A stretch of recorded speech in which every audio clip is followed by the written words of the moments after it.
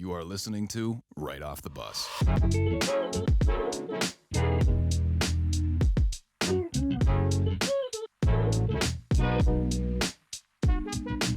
Hello, everybody, and welcome back to another episode of Right Off the Bus here on Wednesday, August 18th. My name's Chandler Hutchison. That's my fantastic co-host, Pat Mahoney. And Pat, it's episode 34, man. Paul Pierce, dude. You know, so many legends. Another we could list Celtic, wearing yeah, 34, but man, we had Larry Bird last week. We got Paul Pierce this week. For all we know, we got Reggie Lewis wearing 35 next week, man. But we are excited to get after it. You know, there's a little bit of lull in the action. The Olympics are over. The NBA season's over. We're kind of in flux on a few of the seasons, but soccer just started up, man. Football preseason just started up. There's college or pro football every week through the Super Bowl in February, man. We're going to be all right. But Pat, first, as always, you know, got to start off with a little bit, you know, away from sports. So what's going on with you, man? How we been the last week? I've been good. I relaxed last weekend after New Jersey the other week, and now I'm heading back to New Jersey next weekend or this coming weekend because my brother's getting married this time. We're not going down to Atlantic City. It's just we're staying closer than that. But yeah, my brother's getting married up there, so I'm going up for the weekend. So that's gonna be fun. But that's all I got going on. I'm excited for that. It's gonna be a good weekend. Other than that, I mean, not as interesting as you got for this week anyways. During the midweek I don't do much, but Pat, I was just going to say, I think right at this time in the show last week, you were saying, yeah, if I never had to do that drive to New Jersey again, I wouldn't. And here you are doing it 2 weeks after, man. But yeah, hey, but this will be closer. It won't be as bad. I don't have to drive across the state of New Jersey like I did last time. That was a pain. More so coming back. Coming back is always the worst because you want to be home as it is. You leave and you're like, I already want this to be over. And then it, turned into like a 6-hour drive. So it wasn't great. Man. Yeah, man. But hey, nothing going on too crazy for me. I just want to shout out Two Jerks Barbecue, man. I just had some fire food for lunch. You know, they're over in Raynham. It's a great little local joint on the way to Taunton. So I just had some wonderful barbecue. Pat, I am so full, man. The amount of fried pickles they put on that plate, dude. I mean, they were amazing, but I'm so full. But man, between this podcast, I had a great meal. And tomorrow night, I'm going to the Revs game, which I'm so excited about. I'm going with like nine other people. We got one of the big passes. Sweet. And yeah, you know, my buddy John, one of his friends dropped out that was going. So we just picked up my boy Luke. Luke was recently promoted to executive chef at the restaurant he was working at, dude. So we gotta have a legit chef on the tailgate, man. I was like, yeah, Luke, we're going blah blah. He's like, all right, I'm in. 2 days away. And I was like, yeah, we're just gonna do like burgers, hot dogs, that kind of deal. And he was like, I'm about to get a little bit extra on the tailgate. And I was like, let's do it. You're gonna have more than just burgers and hot dogs if he's an executive chef. You got someone that you whip out the Weber grill or whatever it is, the Traeger grills, and he's gonna hit that hard. He's like, I'm bringing 2 different types of mac and cheese. One's gonna be like a bourbon barbecue mac and cheese. One's gonna be this. One's gonna be. I'm like, man, I'm gonna pull up with beer. You're gonna have the other cars like flocking over. They're gonna smell something good. They're gonna be like, all we got is like Cayenne hot dogs. It's like I like what you guys got going on over here. Man, it's gonna be a good time. Can't wait to talk about going to that Revs game tomorrow. On next week's episode, I'll definitely talk about that environment. Who they playing? They're playing DC, so it's kind of a rivalry game, one of like the old like 8 teams in the league kind of rivalries from 20 years ago. But man, it's gonna be fun. It's a good time at Gillette. I haven't gotten to tailgate there in a while. Just kick the soccer ball around, have a couple beers, and get some nice food from Chef Cullen before the match. Man, it's gonna be a good time. And I've still yet to go to a live soccer game, so I got to do that at some point, even if it's just Revs. But you are a lot closer than me. It's true. Well, hey man, I know you got a little connect in Attleboro now, Pat. I know you can get a little closer. I know you can get a little closer. Yeah. I can stop by. All right, Pat, man, let's dive in. You want to start us off on these headlines here? Yeah, I know. And I was mad because I literally thought of it right after last week's episode. And as there's not even much going on, and we said that, I totally forgot. Probably one of the biggest headlines we could have even talked about was that what we've missed. Yeah, the MLB Field of Dreams game, but we didn't even miss that. We just like totally forgot about it because I knew about it.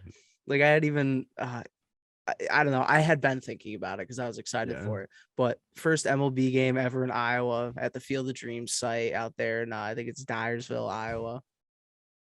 Yankees versus White Sox, which if anyone, I'm sure most people that are listening probably saw Field of Dreams. That was when shoeless Joe Jackson and then the White Sox played the Yankees. And I don't know, it was a great game. I loved the fanfare of it. They had Kevin Costner walk out, like doing this whole dramatic entrance. People were loving it. I think they had like 8,000 people there, but having the stadium in the middle, it's like half a stadium, and then it's, the outfield's the corn. It was cool. And it was the coolest thing the MLB had done in a long time. I think it was the best ratings they've had in, I forget what it was. It was like their best rated game in years, which doesn't surprise me, because that's just something that's going to attract anyone to watch. I mean, I don't watch random baseball games just for like I watch the Red Sox, and I just wouldn't, normally watch Yankees White Sox, but on this night I was watching, and that's why I was mad I didn't talk about it, because I was like, the next night I was like, I know I'm gonna watch this. I texted you too. I was like, we forgot to talk about it. It is cool too, because it seems like the MLB is planning on keeping this around, which I mean, every time the MLB does something good, we never expect it to hang around too long. Yeah, it goes away. This is awesome. We already got Cubs and Reds booked for next year. So we got Chicago, Cincinnati, little rivalry in the Midwest there. And I mean, this was so cool to see, dude. You just see the corn mazes. You see the home run that literally just gets hit into the corn. It's like, who can find that baseball? And yeah, I mean, it recreated Field of Dreams so well. And it's like, why can't we do this with every baseball movie? Why can't we do this with every football movie that has some mystical thing? And like, let's do some stuff like this. Let's update the game. Let's bring it to the fans. This is cool, man. Fans in Iowa have never gotten to see a pro baseball game before. Never. No. I'm sure that they have a single A team, a double A team, and a triple A team called the Mud Flaps or something, but they don't have this. This is pro baseball. This is two fantastic teams. This was awesome to see.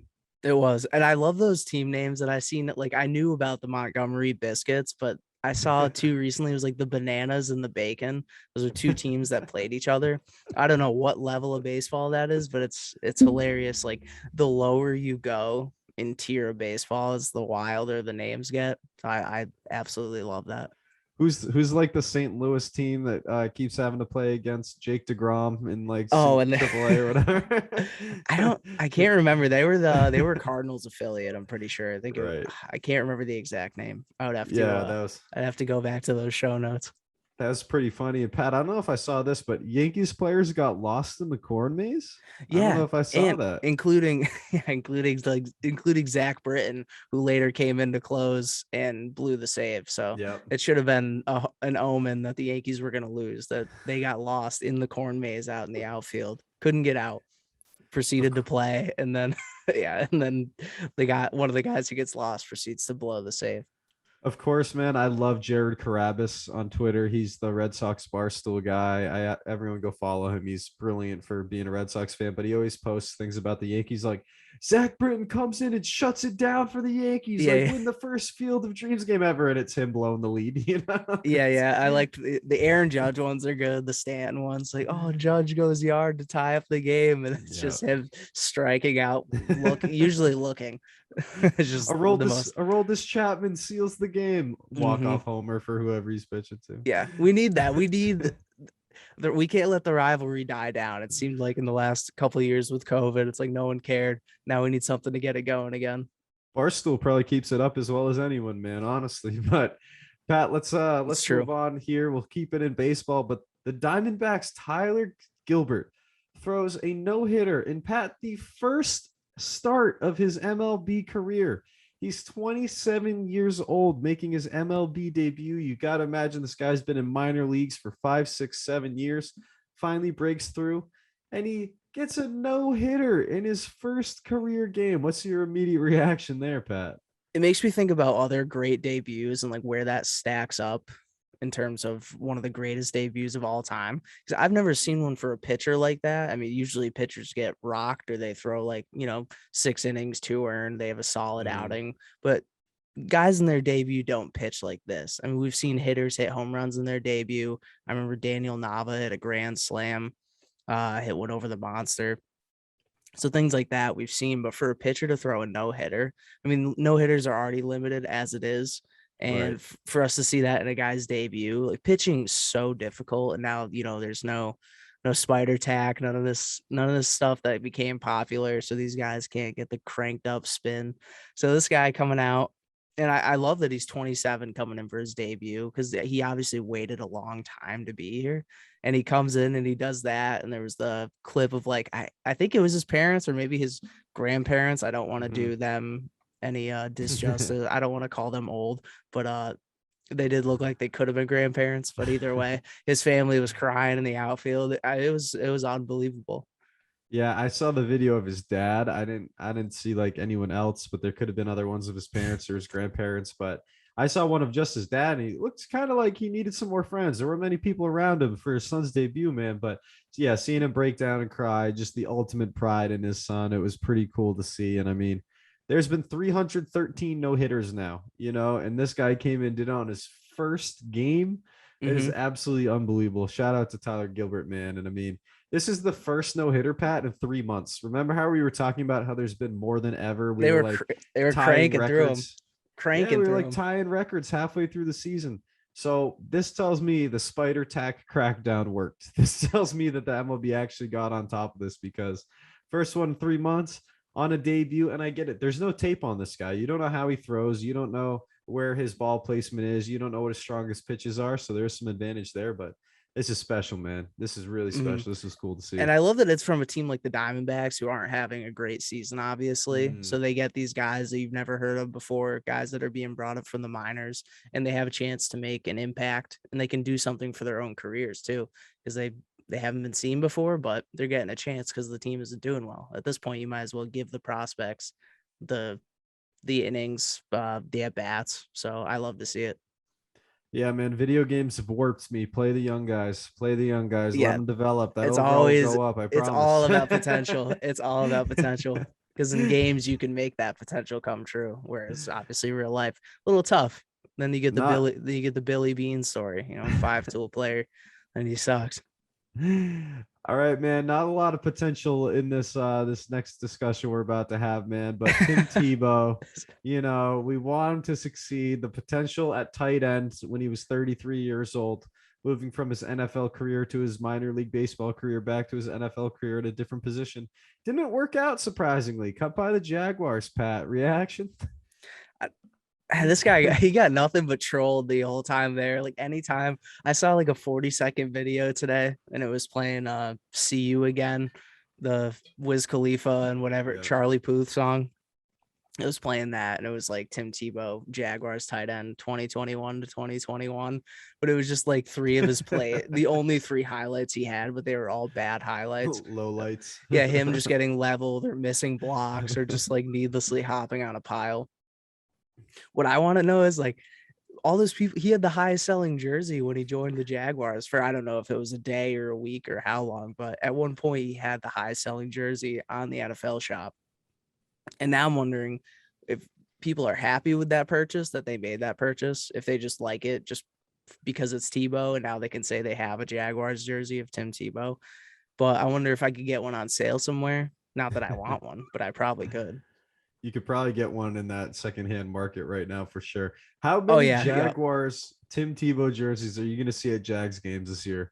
Like, I hope Probably we see some on the Jumbotrons, and I don't know if I'll find myself watching many Jags games, but I will definitely be watching Trevor Lawrence highlights. So I'll see hopefully we can see him. I'll see the clips of them scoring on red zone. That's about what I'll see. Other than that, which the Jaguars might not be a lot unless Trevor Lawrence can deal, but I don't know how much we'll see them on the scoring highlights.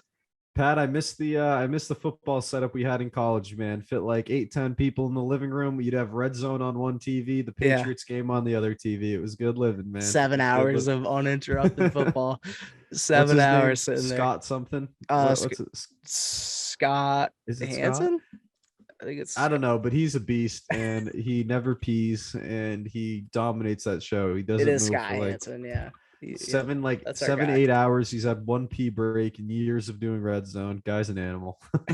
Yeah, he deserved that pee break. He deserves a few, because although he doesn't work year round, I'm sure he's prepping the whole off season, and he's just every time. I mean, he comes out firing. Every time, every time. He's probably gearing up right now, getting into it. Pat, Mm, your Ravens, man, injuries are, troubles. dude, hitting the wide receiver core. If there was one thing we're worried about with the Ravens, it's their wide receivers. It's the receiving core. So what do? They go out and sign Sammy Watkins. They go out and they draft Rashad Bateman in the first round. Awesome. Rashad Bateman hurt. Hollywood Brown hurt. Miles Boykin hurt. And now, Pat, Sammy Watkins left practice too.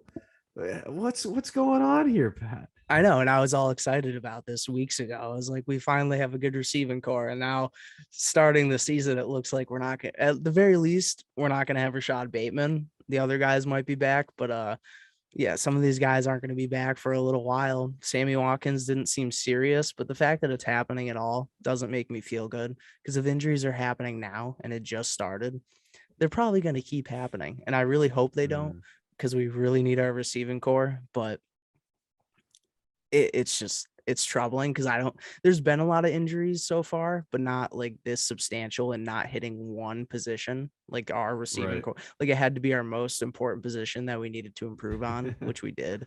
And now it's just being hindered like that. It sucks. And it's also too that you have such a young quarterback that needs to get reps in with these guys. Mm-hmm. Like Hollywood Brown is young enough to still need the reps in the playbook. Rashad Bateman hasn't even played a preseason game yet. Miles Boykin needs those reps, and to not have this time to build that chemistry behind closed doors and in training camp and in preseason games, man, you worry about it a little bit at the start of the season, but you know the running game is going to be so strong. You know the defense is going to be strong enough where, you know, once these guys get healthy, this Ravens offense is going to be clicking. I have to imagine. I hope so, because once he builds that rapport with Rashad Bateman, I think he already has it with Marquise Brown. Awesome. Miles Boykin's still the guy fighting for like that last real top receiving spot on the team. And I think if he fights it and wins it, then, and he's not injured, that's another great potential we have. I mean, there's a lot of targets that Lamar would have.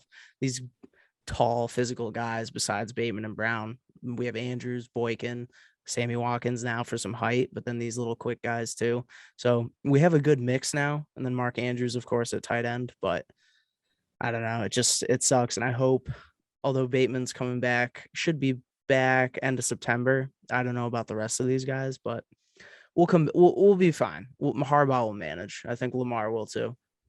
They always do, man. And Mark Andrews deserves some more love, but we'll get to that one later, man. Now, a player who's getting more love than anyone in the world right now got to be Messi. I had to throw this in here, man. PSG have already sold 120 million euros worth of Messi jerseys.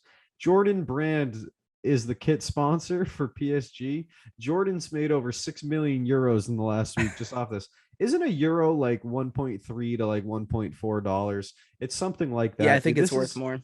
This is like 160 million US dollars of jerseys alone. Mm-hmm. Why do you think PSG is willing to give them 51 million euros on a season? They've already made it. They've already made it times 2.5. This is why you bring in Messi. This is why you bring in that brand, man. But this was cool to see, man. 120 million euros of jerseys already for Messi. I don't even know what to say about it, man. That's nuts. I know. It's unbelievable that he sells that much. With how much they're paying him, it's no surprise Barcelona are in debt, and that's why he had to leave. But PSG, we know PSG got that money to back it, and if they're putting in that investment, I think it's gonna they're actually gonna get some returns this season. I mean they're gonna at least be in the Champions League semifinal. I would have to imagine, unless something terrible happens, like someone gets injured, someone really important, which seems to happen all the time with like Neymar. Right. But yeah, they can certainly afford to pay him. And exactly like you said, for that reason, I mean, he's already made 6 million euros back for Jordan Brand. And I'm sure for the team, just making he's going to make every seat in that stadium is going to be filled every game. And Pat, the rumor is now that when they sell Mbappe this summer, they want to bring in Ronaldo to replace him. That's the newer rumor. I would love that. I saw that. I would love that if Ronaldo and Messi finish their careers playing next to each other. Imagine like opposite wings. That would be crazy. I love it. I would absolutely love it. Well, I guess Ronaldo would be striker now, but yeah, they could go Neymar up left, Ronaldo striker, and then Messi on the right wing. Imagine how many jerseys Ronaldo would sell if he moved to Paris, Yeah. man. Yeah. And now to a little bit of a lower level soccer, Pat. And we don't know if this is confirmed, but there's a chance that Khabib Nurmagomedov, you could probably say it better than I can, but Nurmagomedov. That was close. exactly, man. Maybe the best UFC fighter ever, maybe number 2, maybe number 3, 29-0, signs with the Russian third division soccer team, FC Legion Dynamo. This is according to Reuters. Pat, what do you think about your champ, man? Well, Dagestan, he stand always up. said that if he didn't pursue fighting, he really wanted to be a soccer player. Like that was his true passion before, obviously, his dad had him wrestling bears and training every day. So, I mean, this kid's been training just an insane pedigree since he was like 6 years old. So it makes sense now that he wants to do this because that's what he always wanted to do. If it's confirmed, but I was saying to you, I was like, this man's gonna start working out because he looks like he's beefed up a little. It was already a lot for him to cut to 155, so he was always a little big, but now like he's not. I'm sure he's working out, but he's not in as great a shape as he's Right. When he's constantly training MMA. So he's got to get in shape. He's got to start hitting the treadmill for that. Actually going to practices. I hope it's confirmed because it's funny because I never would have known about this club or watched a clip of them, but I'm probably going to go watch a clip of them now if Khabib plays because I just want to see that. Right. I'm at least going to hit the follow button to watch his highlights You in got it. training, Yeah. At least got to see what's going on. And man, I was thinking when I read this, I'm like, what is the talent discrepancy between the third tier in the US, which is pretty bad, versus the third tier in Russia, which part of me just assumes is even worse. So I feel like Yeah, an I don't elite know what it's athlete gonna like be like. Khabib, like Usain Bolt could play in Australia. He played for an Australian team.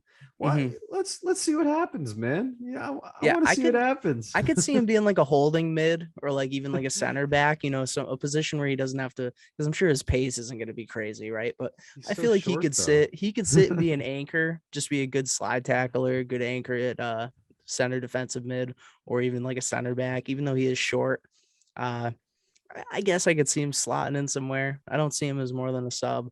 But what's crazy is that he's a contender for coach of the year in MMA for 2021. And I don't know if Oh, this is going to right. take away from that, if he's going to stop paying as much attention. Because I kind of want him to win. Because he would have been fighter of the year. I believe he was fighter of the year. At least for the ESPYs he was. Maybe not the real ones, as at least that I would consider. But he retired, he was fighter of the year, and then the following year, which would be this year, he would be coach of the year if he won, which would be crazy because he would back-to-back years go from fighter of the year to coach of the year. So I kind of hope he does that at least for the rest of the year and then plays soccer afterwards. That Dagestani talent pool in the UFC is deep, man. He's coaching a bunch of them It's just up. It gonna is keep deep. Yeah, someone's gonna have to figure out what to do about the wrestling over there because it's a problem. It's better than the American wrestling at this point. Oh, without a doubt, At man. least in Without a MMA. doubt. At least in MMA. Pure wrestling, USA still has the best, which you can see in the Olympics. But MMA, yeah, it's a different story. Different Now, story. Pat, time to move on to some football. Football, the season's starting. We got preseason, man. So we got to start leaking some football into the show before the opening week. So, we did it a few months ago. It was a listener question, I believe, from Chris West, who's going to win each division. This was post Super Bowl. But, we're just going to do a little division winners and rankings within the division real quick. So I figure let's start off in the NFC since we're both AFC boys over here. And I figure let's start off with the North, Pat. NFC North. We got the Packers, Bears, Lions, Vikings. 1, 2, 3, 4. How do you see this? How do you see this division shaken down? Rodgers returning, Devontae Adams returning. I imagine you might be thinking the same. We got to go. I'm gonna go Packers 1. And then it's just wide open the rest of the way. Honestly, I never have faith in Kirk Cousins, Never. but the Vikings do have a good team. But I'm gonna go Bears second. They got the new QB now. It's not Mitch Trubisky. We got a little better chance there. I think the team's gonna be a little more. It's gonna be more well managed this year. I'm gonna go Bears too, and then I will go.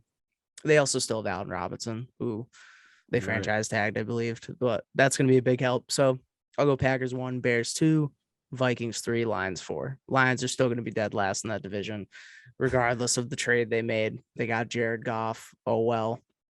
They don't have much else. They have TJ Hawkinson. Beyond that, I'm not sure what else they have on offense, but that's my rankings. I hate to be boring, but I'm running the same exact list as you. I got Packers, I got the Bears at number 2, and I got Vikings 3, Lions 4. I am very anti Kirk Cousins. I am as anti Kirk Cousins as he is anti-vax, and I am pro and doing whatever you want. But man, I have zero faith in him. It was funny that he was the highest paid player ever at the point that he signed that contract. But I do see Justin Fields. I'm a huge Justin Fields fan. I thought he should have been the third quarterback taken in this draft. I honestly thought second. I never got the Zach Wilson hype. I still don't. Justin Fields looked awesome in his first preseason game. But, I mean, Aaron Rodgers and Devontae Adams, this is their division to lose. Tough to beat. They were 13-3 last year, 14-2. Rodgers went 40 touchdowns, 5 picks, and they got to the conference championship. I mean, I'm rolling with the pack. Yeah, if not another conference championship, I don't think anything's stopping them. Yeah, I'm with you there now. Pat, it may be a little easy in this one too. The NFC South. You know, what's your order? What's your order down here? So I imagine we gotta go Bucks. I'm gonna go Bucks number 1. Absolutely. I feel bad for the Saints, and I really feel bad for my buddy because he's a Saints fan, and I really want to root for them. But there's turmoil with Michael Thomas. Jameis is at QB, which is an absolute wild card. I don't know what's going to happen there. It's like, and he was on the bench for a year. He did have his LASIK surgery a while ago, but obviously he didn't play over Drew Brees. God, I can't go Saints 2. I got to go Bucks 1, and it's either between Panthers or Falcons. Panthers or Falcons at 2. I'm going to go Falcons. I really hate that pick, but I'm going to go Falcons at 2. They got rid of Julio. They got Kyle Pitts. I think the offense is a little more balanced now.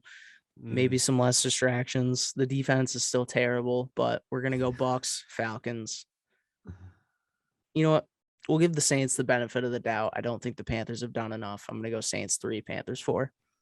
Yeah, I do not trust Matt Rule, Sam Darnold, and the Carolina Panthers. No, they haven't done enough. I definitely have them at 4. I'm torn between 2 and 3. I really am. Yeah. I'm going to go Saints 2. Okay. I think that even if there's the problems with Michael Thomas, Alvin Kamara, I still think you have a great defense, great coaching staff, a really solid offensive line. And man, Jameis Winston, before he left the Bucks and went to the Saints to be a backup, had the first ever 30 touchdown, 30 interception season in NFL history. And he got that LASIK eye. He sat behind one of the best game managers, most accurate quarterbacks ever for a year. So if Jameis can get it to 30 touchdowns and like 15 picks, just like one a game, I mean, this team could be fighting for a playoff spot. So I'm gonna go. Yeah, I'm gonna go Saints 2. I wouldn't be surprised if the Falcons finish second in this division. The Falcons every couple of years have like a soft reset where they move some pieces and are decent again. But I mean, Calvin Ridley, Kyle Pitts, is that going to be enough on offense? Is the defense, has it changed enough? Arthur Blank, the former. Oh no, his name's Arthur Smith. Arthur Blank's the owner. Arthur Smith is the offensive coordinator that came over from Tennessee to be the new head coach. What is he going to do? I thought personally that the Falcons won the Julio Jones trade, so they're a wild card for me. But obviously, Bucks number 1. I'll go Saints 2, Falcons 3. But yeah, Bucks and Packers, pretty easy picks out of those 2 divisions. Yep, definitely. Now, I think the NFC West is the hardest division to pick in all of football, so we'll save that for last in the NFC. So we'll go with the NFC East, Pat. Cowboys, Giants, the worst division Eagles, in football. Right. And then Washington football team. I'll start off here, Pat. The Eagles have all the expectation in the world. I don't think that they're going to stand up to that expectation. I don't think that they'll fulfill it. I'm going to go Washington football team, Ryan Fitzpatrick going 11-6 or thereabouts, winning that division. Wow. They were 7-9 last year without a quarterback. Ryan Fitzpatrick, I think has a chance to do it. That defense is legit. They have some great young wide receivers. I'll go Cowboys too. Who knows how Dak Prescott's going to look? He has some, lingering shoulder problems. And this is true. Eagles are expected to be the worst in this division. I'm going to go Eagles 3. I like Jalen Hurts. They're saying they love him in that locker room. I'll go Giants 4 because I don't trust Daniel Jones. He hasn't gotten much better as the years have gone on. And Saquon Barkley can't stay on the field. Yeah, Who he knows what was. Saquon Barkley's value is this year in Mhm. fantasy or anything, because he hasn't been on the field a lot. So, when you have a guy that is supposed to be an all-time great running back whose only comparison was ever Adrian Peterson, you need him to be that good. And without Saquon, and I don't trust Daniel Jones, I'm going Giants fourth in this division. Yeah, Saquon was injured week 1 last year, so we didn't see any of him. And because I remember because my buddy drafted him, whatever it was, Right. second overall, and then obviously his fantasy season was over and done with from there. So I remember that very vividly. I'm gonna go Giants at 4 as well. We don't have enough to go on. Daniel Jones is a decent quarterback, but I don't know what Saquon's gonna do. I don't know what the defense or offense is going to do there. It's a total question mark, so I cannot, in good conscience, Mm. pick them anything higher than last. I'm gonna go Washington 3. Whoa. I do, yeah, I do. They did win 7-9 last year, but it's killing me. I'm gonna take Cowboys 1 and Eagles 2. I think the Cowboys are gonna be better. I think if Dak can stay healthy and it's gonna depend what we see from him week 1, and I'm really gonna gauge how he is coming off that ankle injury. I mean, that was terrible, but he did get paid. I hope it's motivated him a little more. I think Dak will be good. I think their offense is more balanced. I mean, all these guys are gonna be coming into their own. CD Lamb, Mhm. Mari Cooper is gonna be great. Zeke is gonna do Zeke things. I think the Mike Gallup. Cowboys, yeah, I think the Cowboys will finally actually have a good year this year. I think they'll win that division and make the playoffs. And then I'll go Eagles too. My brothers are Eagles fans. I'll root for them. Again, Mm. I've heard good things about Jalen Hurts in the locker room. So sometimes it's not all about the greatest talent. They do have Dallas Goedert and Zach Ertz, which I think if they run those two tight ends as good as they can, that could be enough to make up for the wide receiver or the lack of wide receiver depth, I should say. Yeah. No, I'm with you there, man. It's going to be an interesting division to watch and definitely one that's hard to pick. And maybe the hardest choice out there, man, is the NFC West. The Cardinals, the Rams, the 49ers, the Seahawks. Pat, the 49ers, their roster's Super Bowl ready. I don't trust Jimmy Garoppolo, but I know he can win a lot of regular Mhm. season games. So we know that can happen. I don't trust Matt Stafford and the Rams. I think that they gave up too much to get Matt Stafford. You trade away a young quarterback that got you to a Super Bowl. Didn't do much, but you give him and 2 first-round picks away to get Matt Stafford. That's championship or bust for Sean McVay for me. Mhm. I don't think that they've put enough around Russell Wilson. And the team that has been adding cats like crazy, man, is the Arizona Cardinals. Kyler Murray is going to continue to improve. You add AJ Green, you add JJ Watt, man. I just love what they're doing down Yep. there. I'm Still I'm got D riding. Hop. Yeah, man. I'm riding with the Cardinals, man. I'm going Cardinals 1, I like it. Niners 2, Seahawks 3, and Rams 4. That's where I'm rocking. I like that. I think I'm gonna.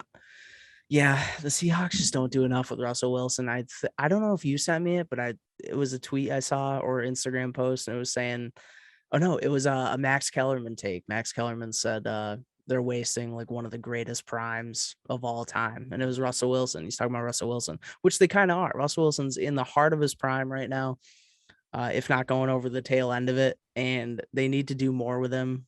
Pete Carroll could do more. The ownership could do more. So I can't go with the Seahawks. I think I'm going to go Cardinals too. I think I am going to go Rams second.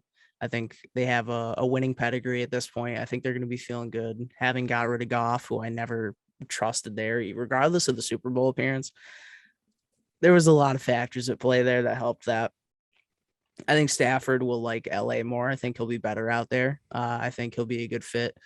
The Niners QB battle. I don't know what's going to happen there between Trey Lance and Jimmy G. So there's going to be some confusion there. Hopefully it motivates him more to play better, but I just can't trust that. I'm going to go Niners 3 and then or no. Yeah, I guess I'll go Niners 3, Seahawks 4. I hate seeing the Seahawks 4. It's I don't tough. know how I feel good. Yeah, I don't feel good about that pick, but I guess I'll stick with it. I'll go Cardinals 1, Rams 2, Niners 3, Seahawks 4. And that Seahawks management better figure out that Dwayne Brown contract at left tackle and that Jamal Adams contract, man. You got to Mm-hmm. put those guys around the right people. You really do. Yeah, But Pat, it's time to hop over to the AFC, man. I think this one's going to be a pretty easy one to pick the first. But AFC West, you think we're going Chiefs number one, Pat? I think I'm going Chiefs number one. I would say so. I I would say got the so. Chiefs Chargers number at one. I got Chargers at number two. They're I do getting too. Nick. Yeah, man, they're Yep. getting Nick Bosa and Derwin James back on defense, two all pro level guys. Justin Herbert broke every single record that a rookie quarterback has ever had. And then it doesn't really matter after that, but I'll go Raiders 3 and Broncos 4. Broncos have a lot of really nice pieces, but if Drew Lock is your answer, then I'm out. I got no interest in locking in there, man. I got the same exact order. Yeah, absolutely. Raiders 3. Again, the Raiders are so disappointing to me because I really want them to be good, but they're just, and they are decent, but they're just it's just like a 500 team every year. And another, yeah, I'm with you. And dude, another division that I think you may have the same exact four as me is the AFC South. What a just pitiful division, man. I'm going Tennessee number one. I got the Colts number two, who I may have picked if they had Carson Wentz and Quentin Nelson. There's hopes they can both start week one. I don't think it's going to happen. I got Jaguars 3, which I can't believe I'm saying, and the Texans 4 because we don't know if Deshaun Watson's playing. We don't know if they have anyone else on their team. No one knows what's going on with Houston, man. So I got Titans, Colts, Jags, Texans going on there. It's so like 3 years ago, the Texans looked so promising. Like when they got Deshaun Watson, everything looked golden. I mean, they had D-Hop, they had Will Fuller, they had Deshaun Watson, they had a good defense. They still had JJ Watt, who is the staple of the team. And then everything just fell apart. I mean, it's like one of the worst collapses I've seen in the franchise in the NFL in a while. Just going from so much promise to just, it's just, it's so disappointing. I can't even get the words out just how I feel about the Texans, but I have to say the same. I mean, they're going to finish dead last for me. The Titans, I think the Titans are going to be right back where they were. Tannehill's going to have another good year with the addition of Julio too. They got rid of Corey Davis, but they have AJ Brown and Julio as their main receivers. So Titans definitely, they still have a solid defense, top 13 defense in the league. So that's going to be enough to get them to number one. Colts 2. Again, I agree with you. And then Jags, Texans. Trevor Lawrence hasn't played a game yet, but we know that he's better than whoever the Texans are going to put out at quarterback. Well, at this point, they have a better all-around team than the Texans. And something I really thought I'd never say is the management looks better, because the Jaguars have not had good management for a while. And Urban Meyer now, and then whatever the front office is doing, it's on the up and up. They had a lot of draft picks this year, so I have nothing to back the statement, Pat, but the Houston Texans may be the next NFL team to relocate, because this franchise may legitimately need a fresh start, new ownership, a new city, new franchise cornerstones. The Houston would not take that well. That's a big city. Maybe they move just move cross town to San Antonio, or cross state, I should say. Get a San Antonio franchise. They got basketball. I'm with it, Pat. All right, but last two here. We'll go with my division first, and we'll round out with yours, Pat. But obviously, AFC East: Patriots, Bills, Dolphins, Jets. Pat, I'll start, man. Obviously, I'm the homer with the Patriots. Mac Jones looking so good, way better than Cam Newton. Let's overreact to it. But I'm going to go Bills number one. I'm rational. I don't think the Pats are going to come out and win the division. Mm-hmm. I see the Bills continuing to dominate. We got to remember that 17-game season. This Bills team looks like 13-4 to me, like 14-3. They're going to win a lot of games. Josh Allen and Stephon Diggs, if they keep up what they were doing, I mean, those two are a special combination. I got the Pats at number 2. I see 11-6. I don't see that being out of reach, for any reason for the Pats. Whether it's Mac, whether it's Cam, they've put a lot of great pieces. This team was 7-9 and was 3 plays away from winning 3 more games. When you think about that Seattle game and a couple of the other games we had, I'll go Dolphins 3. I see them at something like 9-7, or I guess it's one more, 9-8. Yeah. Or 8-9. I see something like that. And then the Jets, I don't see Zach Wilson doing much. I don't see, Elijah Moore and Corey Davis being enough in the secondary and or as receivers with Jamison Crowder. I got the Jets finishing like 5-12. Better than last year, but I don't see much going on there for the Jets. Sorry, Connor. How? Yeah, the real question mark in this division is the 2 and 3 spot, because one, I think Bills are the lock, at least for us, and the Right. Jets are a lock for fourth place, which I think most people would probably see it that way. And then I would imagine that Dolphins Patriots is where people, maybe especially from New England to outside of New England, probably have some different opinions. But it all depends on Tua again, but they have a really good team around him. And if he can perform, I think the Dolphins could be number 2 in this division. So that's where I'll put them. Patriots, you either go with Cam Newton, who just hasn't been the same in a few years now, or Mac Jones, who's unproven. Again, it's going to depend on that performance too. If they do go with Mac Jones, you could say the same. Yeah, like I said for Tua, you could say the same for Mac Jones. So I guess that's why it varies. But I'll go with Dolphins. I think you could go with either here, but I'll go Dolphins 2, Patriots 3. Pat, And I know now you're going to shake your head. I'm putting the Ravens fourth now, Hey, just because. No. You could. That's a tough division. It's getting better. I get it. Hey, you're being rational about it. You're being an unbiased sports fan. If our receivers all go down for the year, I might do the same. All right, but you got the Pats at 3. I'm not gonna forget that as the season starts up, Pat. But I'll hear about it from Carter and John too. We may have to do another prediction, before the season, anyways. But AFC North, Pat. I'll let you, handle this one with your Ravens. I'm gonna go Ravens 1, because I think Lamar had a little bit of a down year last year after his MVP season. I think with the addition of the receivers, I think we really structured the O-line well again, despite having to kind of juggle things. Our defense is going to be solid as ever. I could see the Ravens easily being number 1, but it is going to be a tough road. I think it's going to be just a race between the Ravens and Browns. The Browns don't get me wrong, the Browns are going to give them a tough run. It's really going to be a tight race, I think, in that division, but I do think the Ravens will edge out the Browns. I think they'll split their series against each other in the season. So I think I'll go Ravens 1, Browns 2. And then Steelers are getting Big Ben back. Big Ben did look in pretty good shape.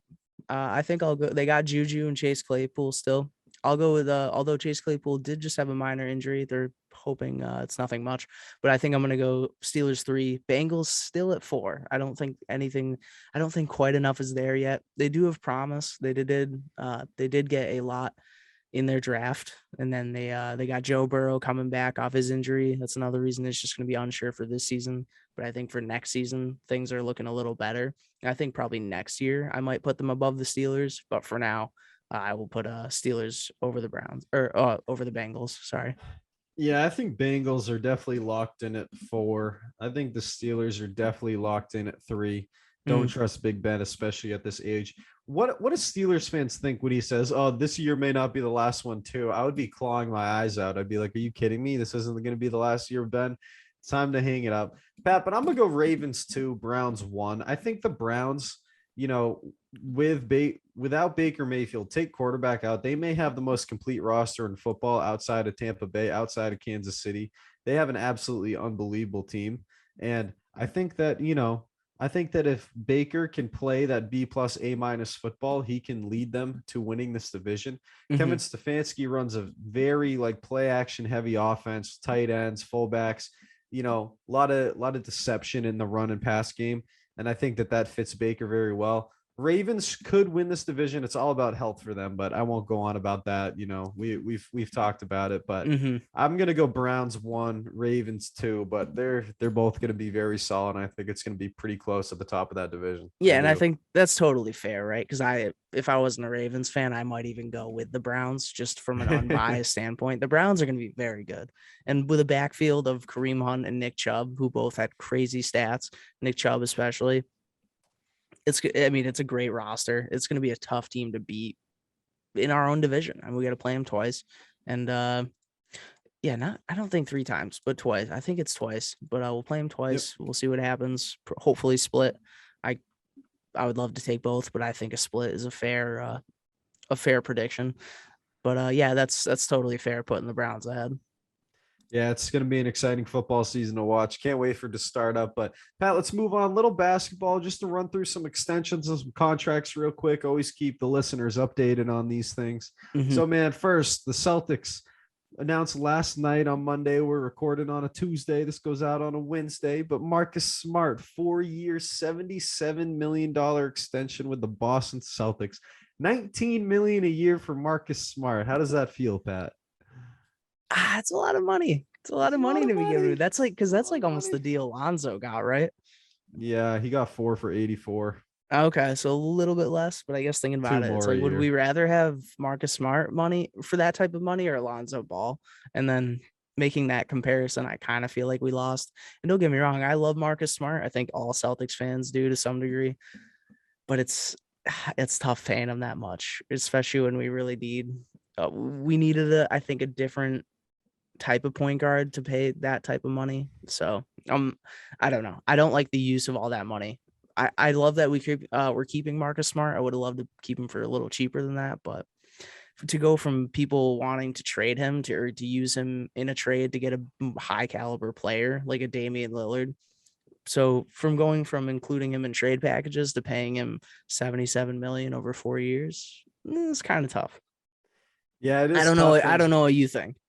And I will say, I'm not thrilled about the money per year, but I love Marcus Smart. He has got us. We've been in the playoffs every year with him, all 7 years.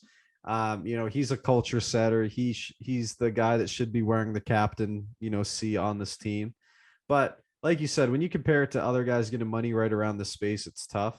But Marcus Smart, I mean, he's now more tradable, in my opinion. This is now a more tradable, more comparable contract to trade in packages for bigger players. The only thing that's tough is they said Marcus is the starting point guard. So that means Schroeder's going to be coming off the bench, and he's all right being a 6-man and having to prove himself. But it's Marcus Smart being my point guard for the next 5 years is kind of what concerns me more than the money. Like, I like him at the 2. I like him as a 6-man energizer bunny, Draymond Green role. Exactly. No, he's got his role for sure. Him being our point guard, that's what's tough for me for the next 5 years, man. But yeah, the Dennis Schroeder deal does make up for it a little bit. The fact that we have him for $5.9 million does make me feel a little bit better about the point guard situation. But right, yeah, to your point, it's tough. It's tough. Now, not a couple other big ones, Pat. Joel Embiid, 4 years, $196 million. Would you pay Joel Embiid $49 million a year? I mean, I guess you have to. Do they have a choice? To, right? Yeah, because that's probably the max, right? I mean, it's basically a max contract. I don't know if those are technically like the 200 million, but I mean, he's basically at 200 million, so I would consider it a max. They had to, right? I mean, he was an MVP candidate last year. He's pretty much the heart and soul of that team now, because Ben Simmons supposedly cut off contact with everyone. Then it's just Tobias Harris and Tobias Harris and Joel Embiid. So they had to pay him. They had to keep something, because they're still, I mean, they are one like great piece away from being that contender, but with everything going on with Ben Simmons, they needed to lock someone down. Yeah, without a doubt. And I mean, you have no other option. Embiid, great season last year. I just worry about him being, 5 years in the future, making 50 million. What does that look like? That's going to be tough. Another guy that I think the same thing for is Kawhi Leonard, 4 years, 176 million. Kawhi getting, 20 million less than Embiid, which is kind of funny, but man, Kawhi, 4 years, all this money with the Clippers, dude. He hasn't done it for the Clippers yet. He hasn't been there in the playoffs to do it for the Clippers yet, which is kind of tough. But what's your reaction to Kawhi finally signing this deal? Again, like they had to lock down Kawhi, right? He's getting paid, man. He's getting paid. But are the Clippers going to win with him and PG? I just don't think so. I mean, especially now, there's too much competition. Even right in not only the same hometown, the same freaking arena. They got the Lakers, who have a ridiculous team now. So not only is that team going to compete for a championship with some of the other teams in the league, like the Nets, the guys right in their backyard they got to deal with, who have a better roster. So they had to pay Kawhi. Somebody had to pay him. Why not the Clippers? But I don't think it's going to do anything in the long run. Especially then the Clippers turned around and trade around most of their guard depth. Pat Beverly, Rondo, Daniel Oturu to the Grizzlies for Eric Bledsoe. So you bring Eric Bledsoe into the mix, which I do not think is the right point guard fit. The guy can't shoot. He can defend. He can get up the court, but he can't shoot, which is what you need around PG and Kawhi, man, which, you pay Reggie Jackson to come back, and then you go get Eric Bledsoe, which is confusing. And then, the Grizzlies moved Pat Bev right away for Jarrett Culver and Juancho Hernan-Gomez from the Timberwolves. But it is weird to see what's going on with the Clippers right now. I'm not quite sure where this roster's headed. I'm not quite sure. Yeah, I don't know what the thought process was. The move from Pat Bev to Eric Bledsoe. Eric Bledsoe kind of reminds me of Pat Bev, except not as good on defense. It's like a worse fit. Yeah, it didn't make sense. It doesn't make sense to me. And again, who am I to say it? But from an outside perspective, it sure doesn't make sense. What do we know, Pat? What do we know? But, it could work out great, but probably I don't think it will. But Pat, some of the NBA schedule stuff being announced today. So the two opening games, exciting. Pat, Bucks, Nets, Lakers, Warriors. Those are our two opening day games. Which one are you more excited to watch?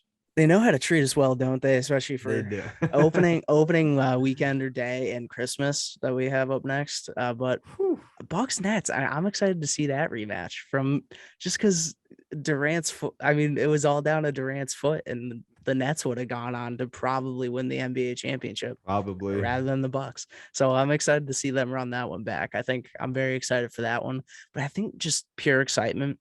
The Warriors, I think, will have Klay Thompson back. Yes, Steph will be running and firing.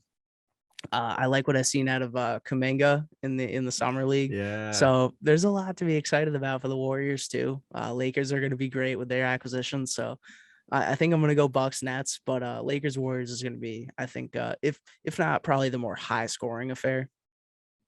Yeah, and I'm just excited to see that big three come out healthy. Yeah. And have the chance to score as many points as possible. And don't think Giannis, Drew, and Middleton are going to sit back and let it happen. I think this is going to be a high-intensity, fiery night to start the year. Yeah. I don't think it's going to be quite the same for Lakers Warriors. I think that's a little bit more rust getting out and, oiling up all the joints for all those old guys on the Lakers. True. Moving, but true. A bunch of vets. I'm very excited to see both of those games. I'm probably going to be sitting watching both those games back to back that night. I'm so looking forward to it already.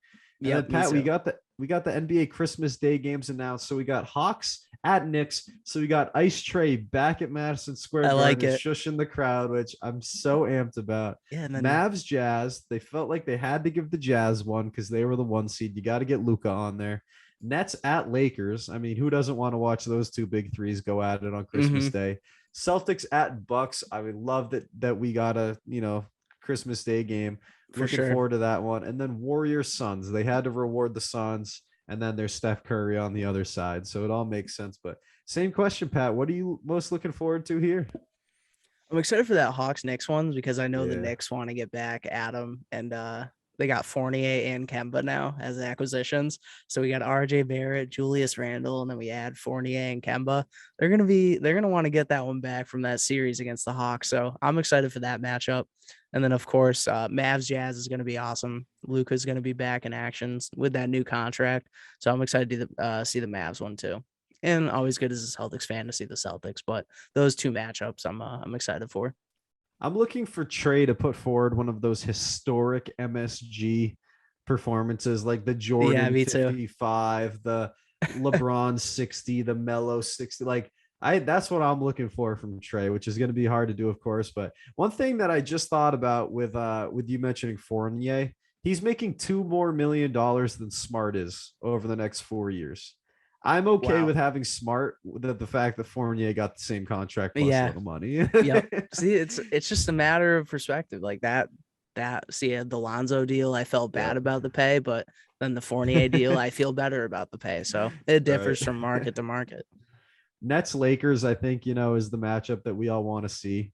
And I can't wait for that. But there's a lot of fun games, man. Like you said, the NBA always knows how to treat us right when it comes to opening day and Christmas Day. They put the right games together. Yeah, and it's going to be a fun year.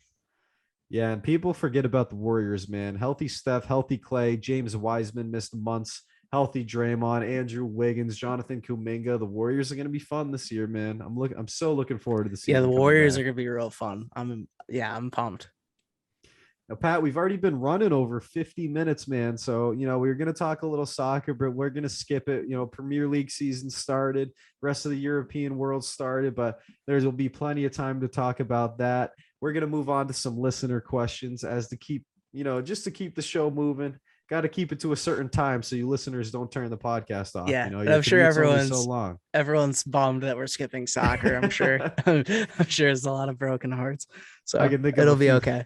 I can think of a few friends cheering right now while they're listening to this podcast. Yeah, there's some golf claps going on. Well, we'll just move on to baseball to bore them for our first few listener questions, Pat. But my brother Nick, the book thinker himself, will the Red Sox be able to handle tougher teams in the playoffs? They can only beat losers. Pat, what do you think? That's harsh saying we only beat losers, but I don't think we're gonna win anything this year. I mean, we do perform well in the playoffs. At least we has, in the last 20 years we have. But I'm excited we got Chris Sale back, but our pitching is just not going to be enough. When it comes to the postseason, pitching is everything. Your offense can get 3 or 4 runs, I think, no matter who's up there hitting. It just seems to happen. But what really matters is having 3 guys you can throw out there that are at least going to give you good innings. Like, you need a shutdown guy like Chris Sale, but then we need a guy who can guaranteed go out there and give us, 6 or 7 innings with 2 or 3 earned. And I just don't think we have that on a night-to-night basis. So I just don't see us doing that in the playoffs.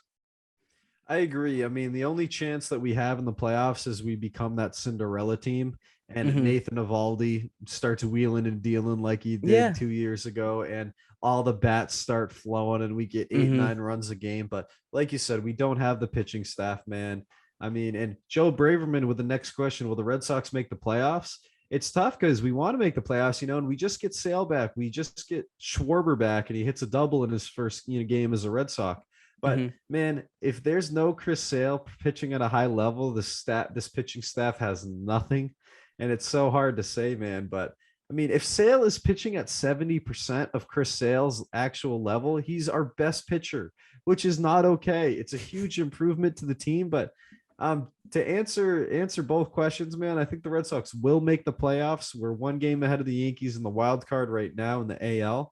But I do not think we'll be able to handle any tougher teams in the playoffs, man, because the pitching is just not there. And if there are some aces up on the mound for some other teams, I fear the Red Sox chances. I really do. Certainly if we come up in a matchup against the Dodgers in the World Series, I mean, we're not winning that just based off pitching alone. So based off just starting from there, even if we make it that far, we won't. I mean, we could sneak in a series, like you said. We might, we could be a Cinderella team, but I don't think beyond that we're going to do much. Yeah, man, I can't argue with you there. Another question from Joe Braverman. Where does Tyler Gilbert's no-hitter rank all time? Pat, I don't quite know how to answer this question. I said it earlier. There's been 313 no-hitters, and I'm not making up stats this time like I like to do. And there's been 23 perfect games. So I'm just going to say maybe this is 24th. Maybe this is the 24th best no-hitter because all the perfect games count. They're a step above. It's like 1 and then a bunch of levels and then whatever's next. It's like 4 or 5. Like perfect games are way more significant than no-hitters. There's a reason there's been 23 of one and 300 of another. But to do this on his debut, to do this after the MLB crackdown on any sticky substances, sunscreen, tanning lotion, spider tack, whatever it is, I'm just gonna say 24th just for fun with no evidence to back it up. This is Tyler Gilbert. Incredible. I certainly couldn't put a number on it, but it's for doing it on your debut, it's insanely impressive. It's up there in terms of no hitters, definitely. Obviously, the perfect games are. That's why I get that you're saying it's 24th, but is it the best no hitter of all time outside of perfect games? I mean, impossible to know because I'd have to go look through 290 something just purely no hitters, not perfect games, to even try to make that comparison. It's up there though. I mean, doing it in your debut, I don't know if that's ever happened. I don't know. Jamie, look it up. Yeah, we need another. We need a Jamie to look things up. We need a producer. If anyone's looking for free work, but it's up there. Yeah. It definitely is, man. Moving on to a little bit of basketball. We got a few questions, but some we already talked about. We had questions about the Field of Dreams. We already talked about it. Questions about Marcus Smart's contract extension. Already talked about it. So from our man Carson Barcombe, shout out Westfield State, shout out WSKB. who will be breakout players in the NBA this season, Pat? Who are some guys that you see taking that next step forward? One guy that I think Zion is like Yeah. ready for that all-star. Like he was an all-star, but I think he's ready for that like fringe MVP level season. Like, Julius Randle outplayed Zion this year. I think Zion is ready to take that step, become like 28, 11, 5 assists. Like, I think he has that talent. I don't love the roster that's put around him. They just re-signed Josh Hart. They have a very weird fit. Jonas Valanciunas is a better center for him than Steven Adams. Lonzo's gone, so there's no Lonzo to Zion lobs anymore, which is a damn shame. But I think Zion is one of those guys that's poised to have a massive year. And another one, I don't think this is a hot take. I think Jason Tatum is going to be competing for the scoring title. I think that he's going to take another step, another leap, and put himself into that top like 8 to 9 players in the NBA. I think he's number 10, 11, 12, somewhere in there. But I think Tatum has a chance to really elevate his game again this season. I love those. Yeah, I agree. I'm thinking for the Knicks, RJ Barrett. Despite adding Fournier and Kemba, it's a crowded guard area now, but I think that's only going to motivate him. I think he's going to come into his own this year. I could see RJ Barrett having a breakout year. Thinking of, I had another one just on my mind, and I'm trying to think. Oh, I think Lonzo could have a breakout year with the Bulls. New environment. He's got a great team around him. They put together a really nice roster. DeMar DeRozan, Zach LaVine. They still have Lauri Markkanen, although I think he might be on the trade block. But the Bulls have a great team around Lonzo. I think it's going to be a better fit than the Pelicans ever was. So I'm excited for that. So, yeah, I'll go with Lonzo, and I'll go with RJ Barrett. Yep, and Markkanen's a restricted free agent right now, so they can match whatever he signs, but they cannot afford him, so they're probably just going to let him go or do a sign and trade. And one other player I'll mention is James Wiseman, second pick in the draft last year to the Warriors, missed the last couple months for the Warriors. This dude didn't get to play with Clay. Draymond was hurt. They bring in Kuminga. I think that James Wiseman has that DeAndre Ayton potential. I think that you could see him be really important in playoff series, late in games. Dude, when you have Steph going off, Clay going off, Wiggins is a career like 18 to 20 point scorer. Draymond Green's doing his thing. That's a nice fifth spot to slip into as a 7'1" super athlete like James Wiseman. I want to see a huge year from him. I want to see that DeAndre Ayton year from him.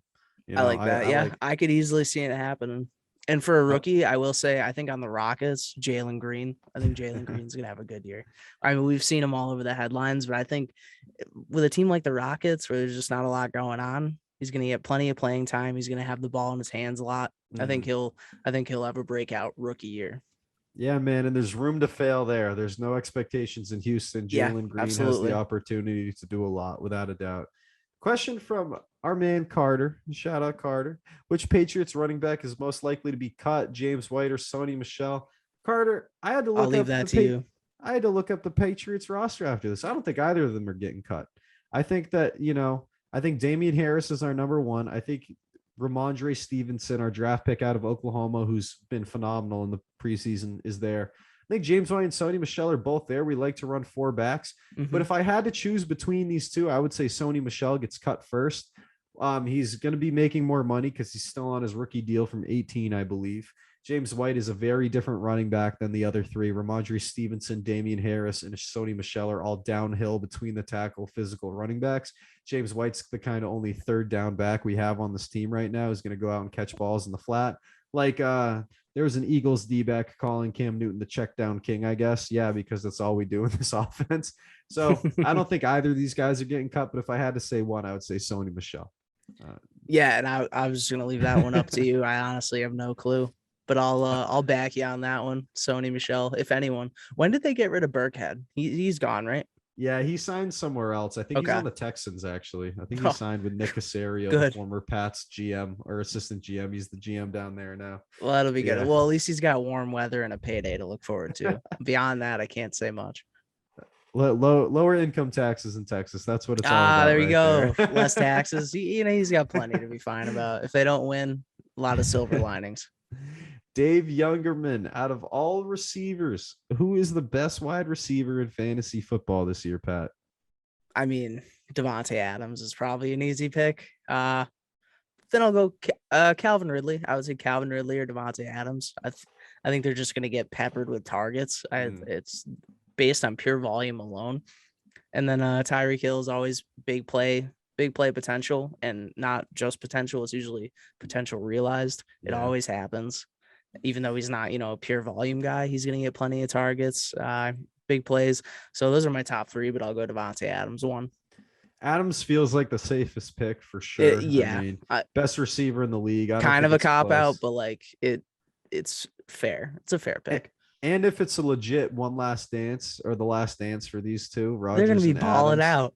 Yeah, they're going to go so hard. Out. They're going to be going for those Brady Moss records, 22 passing touchdowns. That connection was absurd. But outside of Devontae Adams and Tyreek Hill, I want to put D-Hop third, but I don't think with everyone they added that he will be. I like it. So my third's going to be Stephon Diggs. I think that with what he did with Josh Allen last year, breaking Buffalo Bills records, I mean, they didn't even have a real offseason together. Now they've had a full year, full offseason, full training camp. I think Stephon Diggs is going to have another major year, which I hate to see because, I mean, Stephon Gilmore was the only chance the Pats had of locking up Diggs one game, and then he had a 40-yard touchdown at the end of the half. And I'm like, oh, he was doing great. And then one play with a guy like Diggs, and it's a 50-yard touchdown. So, yeah, definitely some good picks there, man. Yeah, and if you're PPR, again, Diggs is going to get a ton of targets, probably a ton of catches. So that's a very valid move. And Cole Beasley may miss some games. You never know what's going on with him. He might not be allowed to play. So I don't know what's going to happen there. That's a total question mark with Cole. It's hard not to make COVID and vaccine jokes on here, Pat. That guy's he's gone off the rails this offseason. The last question we have here from my coworker Dylan: Panda Bear versus Sun Bear in our unlikely animal matchups. We do every week. And I was reading this. I was just gonna ask you on air. I was like, instead of looking it up, actually I did look it up, but it just looked so weird, and I didn't even. All I got was it is that it said it's like one of the smallest, whatever you call out of those species of bear, I guess you would say, or categories of bear. So based on that. Panda bears get vicious, man, especially with their cubs around. Panda bears get vicious around like a nice mama panda bear.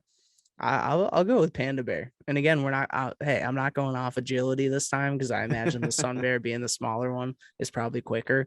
I'm gonna go based off sheer power and how pissed off the thing would be. I'm gonna go panda bear.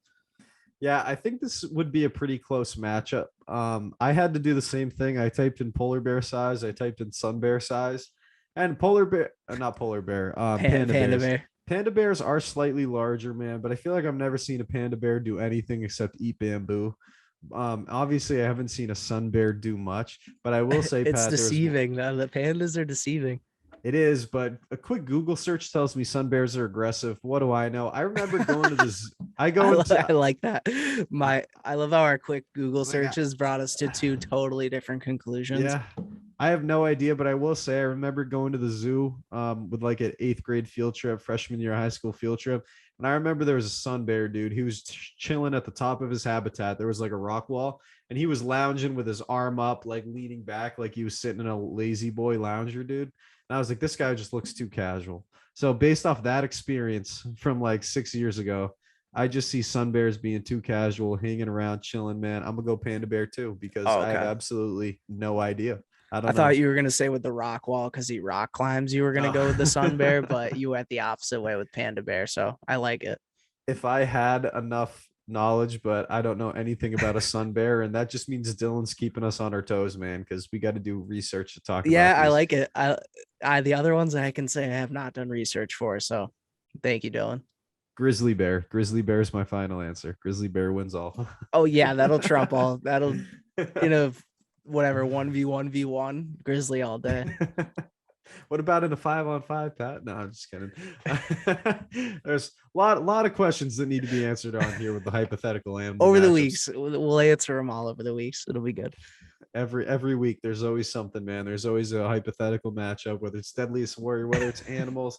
But Pat, we got to get to wrapping up the show. And before we get on to what we've learned, we got to get an add-in from Book Thinkers as always. So Do you read personal development books? If so, you should check out Book Thinkers, a company dedicated to helping you fulfill your life through books. Every day on Instagram and every week on their podcast, the team over at Book Thinkers helps you discover new books and new mentors that you can use to achieve more and live better.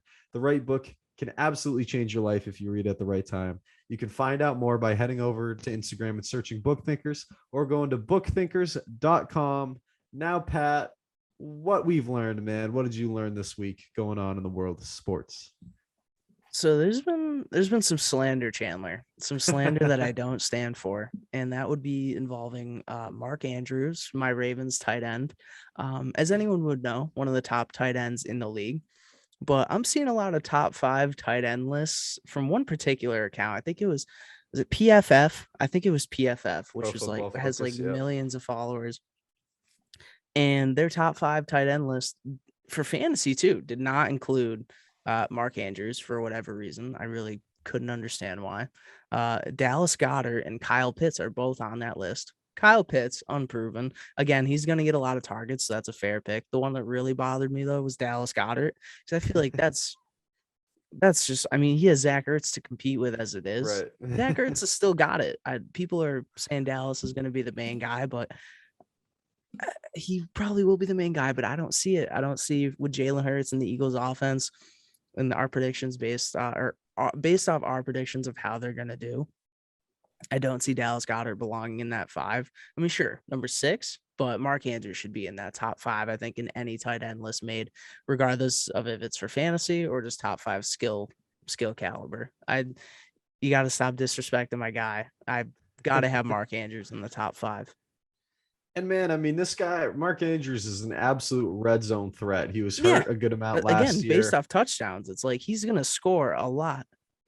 He is, man, and he's a big guy, and he's a security blanket. I think he definitely should be included in some of those lists. There definitely is a little bit of slander, and hopefully by the end of the year, Hunter Henry or Jonnu Smith can make their way towards one of those lists for the Patriots. But tight end has not been our specialty in the last. I could see Hunter Henry. I could definitely see Hunter Henry being in that list. He's out for a couple of weeks, so let's hope he gets healthy, man. But Pat, what I learned this week is just, it's more of just like a meta view on news and everything now, but we move on from everything so fast. Like the Olympics ended 9 days ago, was the last day. It'll be 10 when this podcast comes out. And the Olympics are over, man. No one has mentioned it. No one cares. Have the athletes even gotten home? Do they have to quarantine? Have they left? I have no idea anything going on post Olympics. And I feel like I should, being so invested in them. And man, I mean, we just move on from things so fast now. It's just that instant gratification. What's next in the news cycle? Let's scroll on Twitter and see what rumor we can talk about that's not actually even happening.